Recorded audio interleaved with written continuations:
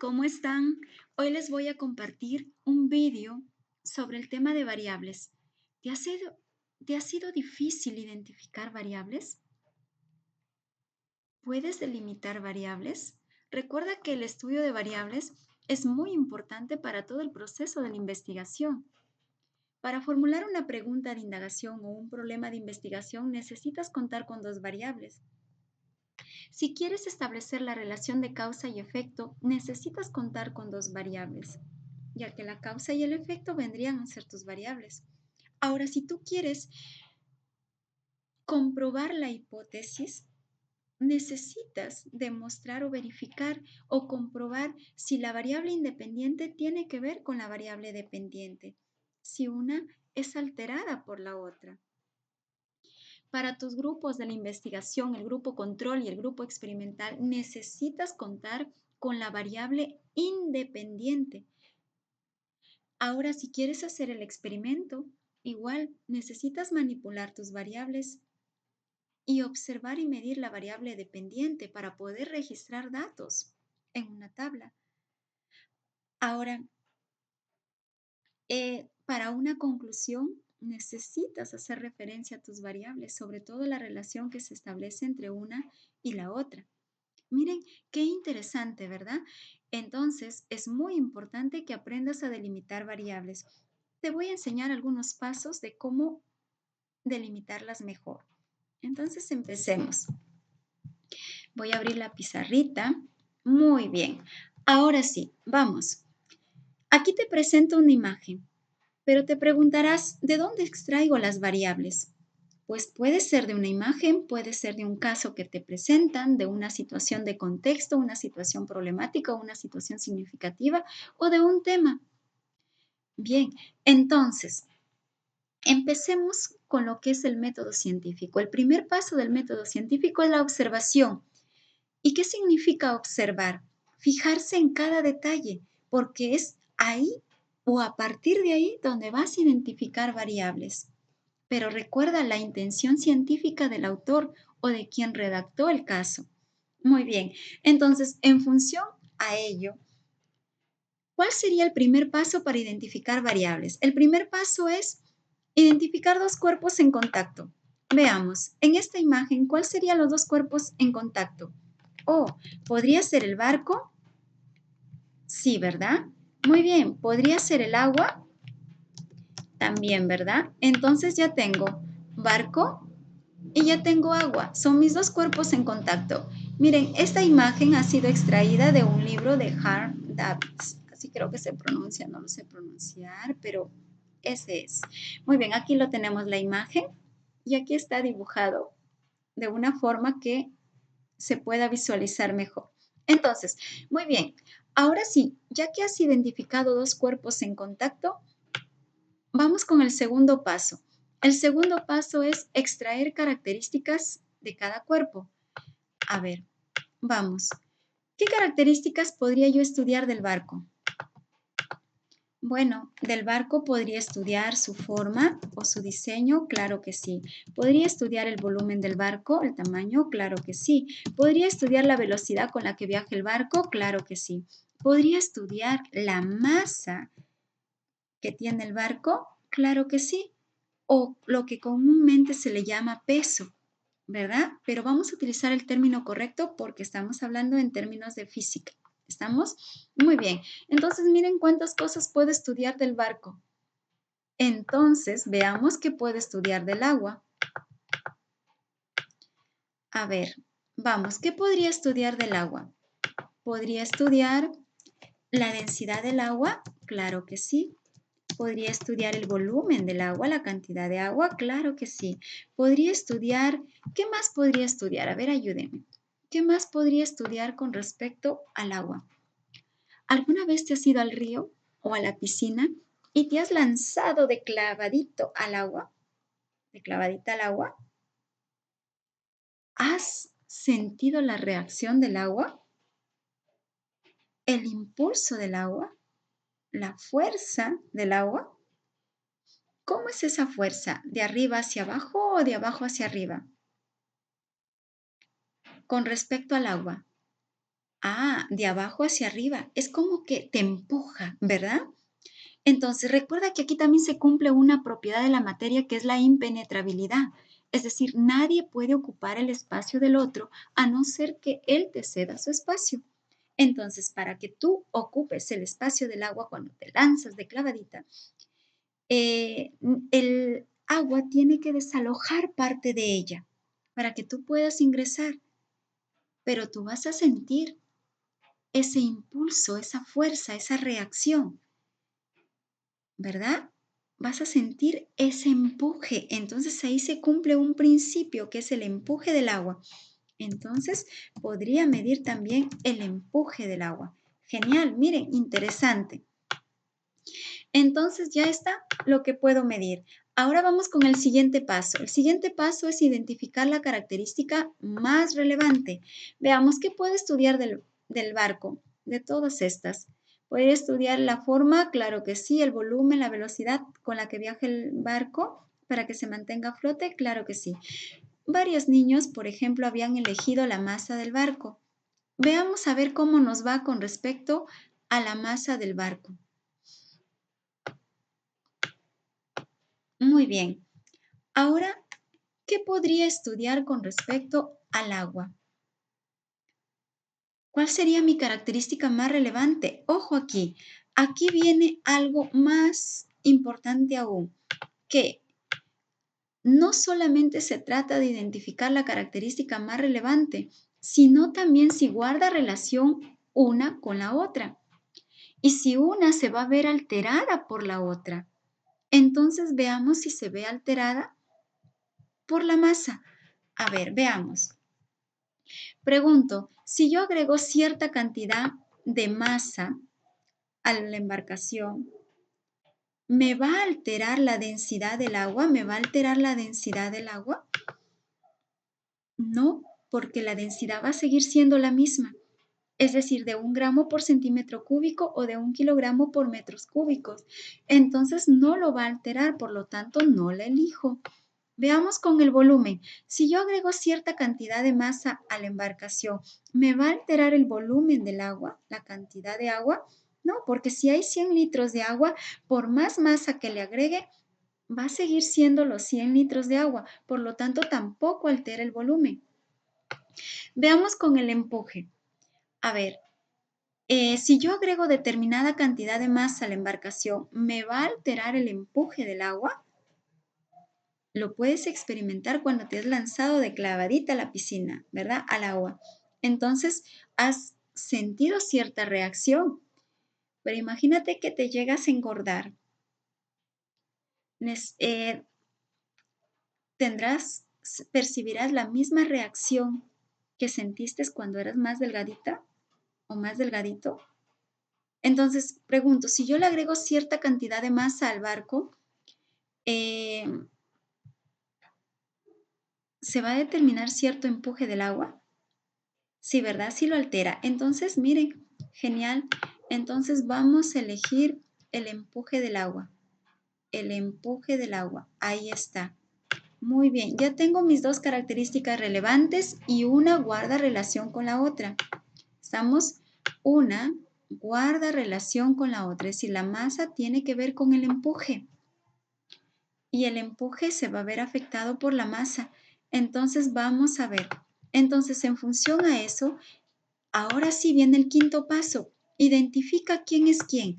¿Quién es la variable independiente y quién es la variable dependiente? Veamos. ¿A qué llamamos variable independiente? Ah, juguemos entonces para identificar variables con causa y efecto. Entonces vamos a empezar a jugar, pero vamos a jugar con la causa y el efecto. Profesora, todavía no sé diferenciar bien cuál es la causa y cuál es el efecto. Entonces juguemos con el antes y el después. Entonces, ¿cuál sería el antes y cuál sería el después?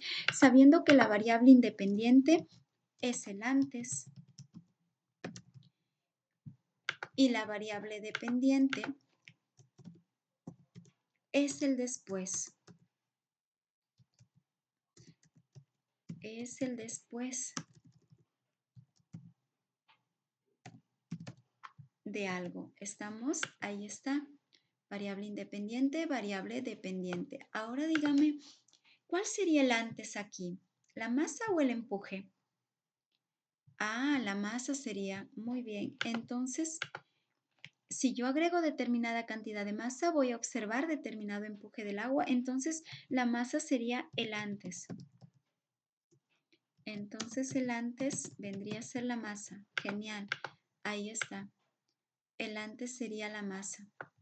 Ahora, si el antes es la masa, el después vendría a ser, ¿qué vendría a ser el después? El empuje, ¿verdad? El empuje.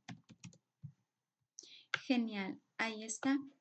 Entonces ya tenemos mi variable dependiente. Entonces, profesora, la variable dependiente entonces vendría a ser el efecto. Claro que sí. ¿Por qué? Porque su mismo nombre lo dice, dependiente, es la que depende, por lo tanto va a depender de una causa. Y si depende de una causa, lo único que me queda es que la variable dependiente es el efecto. Profesora, aún así me queda dudas de cómo poder identificar quién es quién. Entonces, juguemos de otra forma. Veamos, de las dos variables, ¿a quién observarías y medirías? ¿Y a quién experimentarías? Bueno, me conviene experimentar con la masa, porque yo puedo agregar masas diferentes. Muy bien. Entonces, si a este experimento, pues observo y mido el empuje, pues ahí voy a observar la reacción que tiene el agua. Muy bien. Entonces, ahí está. Manipulo. Entonces, se manipula a la variable independiente. Muy bien, ahí está. Se manipula a la variable independiente. Y entonces, ¿qué sucede con la otra variable? Se observa y mide. Se observa y mide a la variable dependiente. Ahí está. Miren, genial. Entonces, ya tenemos que mi variable independiente es el antes. Mi variable independiente se le manipula, se le experimenta. También tenemos que, a ver, lo vamos a colocar así, ¿ya? La variable independiente es el antes.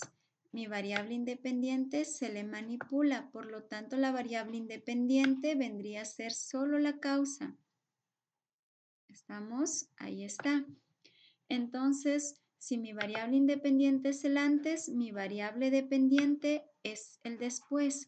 Mi variable dependiente es el efecto, es lo que voy a observar y medir. Por lo tanto, viene a ser el efecto. ¿Estamos? Muy bien. Entonces, ¿se aclararon las dudas? Ahora, vamos, recuerda siempre que a la variable independiente, disculpa, recuerda siempre que tus variables no pueden ser el objeto, el cuerpo material, el ser, no pueden ser tampoco las muestras y las pruebas, ya que eso forma parte de tu experimento. Entonces, ¿cuándo sería una variable? Cuando es una cualidad capaz de ser medible. Aquí, ¿la forma lo puedo medir? Claro que sí. ¿El volumen lo puedo medir? Claro que sí. ¿El resto de características que se han descrito aquí se pueden medir? Claro que sí. Entonces, todas ellas o la mayoría de ellas me indica una magnitud y una magnitud es todo aquello capaz de ser medido. Entonces, es importante que recuerdes eso, que tus variables no pueden ser ni el objeto, ni el cuerpo material, ni el ser, ni tampoco las muestras ni las pruebas. También recuerda que tu variable dependiente solamente será dependiente si es alterada.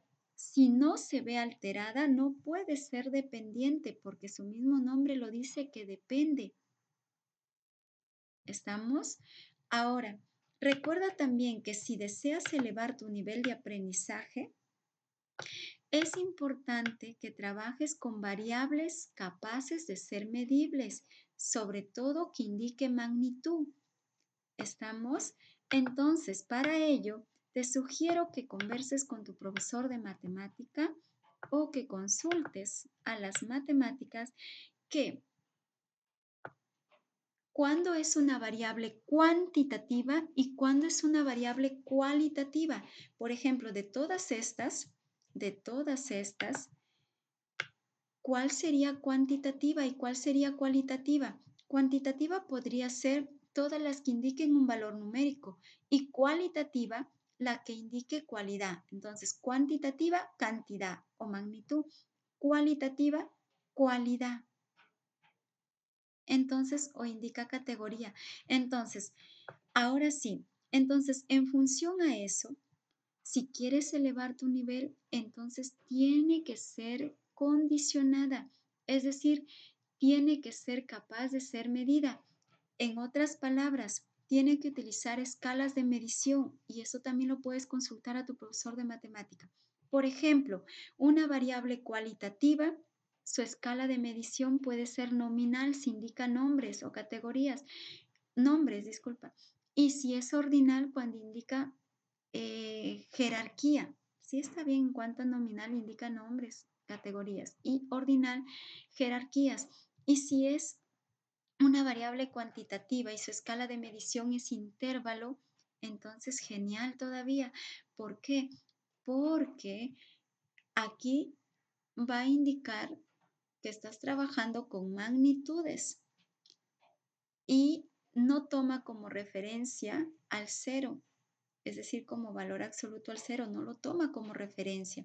Pero si es una escala de medición por razón, entonces ahí se indica proporción y si toma como referencia al cero. Entonces, conversa con tu profesor de matemática. Recuerda también que tu variable independiente va a formar parte de tu grupo control y experimental. Recuerda que el grupo experimental es donde se experimenta, por lo tanto es la variable independiente. Entonces, ¿con qué voy a experimentar? Con la masa. Voy a experimentar con la masa. Entonces, si voy a experimentar con la masa, entonces, eh, ¿cuánto de masa voy a experimentar? ¿Con cuánto de masa? De repente con 1 tonelada, 2 toneladas. Y entonces, ¿cuál sería mi grupo control? También voy a experimentar con la masa, pero en este caso no le agrego masa adicional, sino la única masa que posee la embarcación. Entonces, tu grupo control y tu grupo experimental trabaja con la variable independiente. Lo único que cambia es la condición a la que le sometes. Muy bien, espero que se haya comprendido y pongas en práctica lo aprendido.